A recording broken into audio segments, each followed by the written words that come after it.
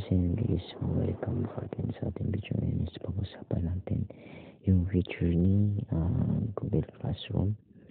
So kung aware kayo dun sa mga missing activities nyo sa Google Classroom kasi picture yun, and then nakaset din yung bagong feature which is yung default grade or yung draft grade na 0.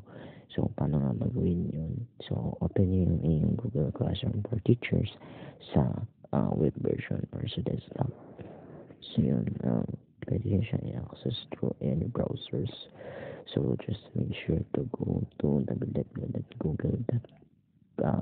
classroom.google.com.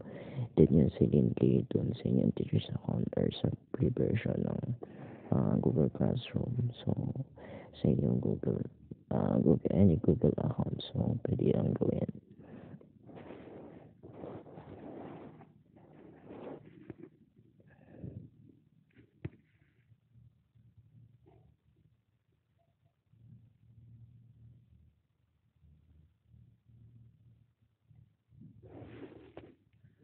So for example, ito yung Google Classroom natin gagamitin. So just make sure na nandito kayo sa stream ng inyong Google Classroom. Ayan, and then click nyo yung gear icon dito sa gilid. Sa tabi ng vertical dots.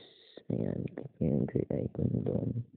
And then scroll down nyo dito sa baba, which is may makita kayong new feature which is the draft grade for missing assignments. Ayan, nakalagay dyan when a student doesn't turn on in their submission with a due date or you have marked the submission as missing, it will automatically receive the draft grades and soon see the grade until you return it. So ayan yung draft grade na 0, or you may customize the grade kung ano yung draft grade or yung default grade nga.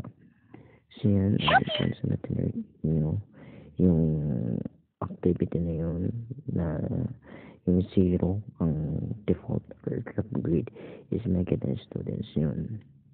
Ayan, so ito is useful once na meron dyan mga activities na kung ang mga teachers ngayon kung activities nila is pinapasa sa face to face, pero meron siyang draft for online para doon makita ni students yung source nila kung ano man yun. So yun, maganda na bagong feature ni Google. Yun. So I hope you learned more about our video today, and see you again for our next video, and thanks for supporting us.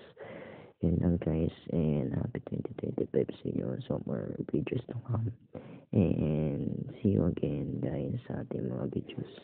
Yun lang guys, bye bye.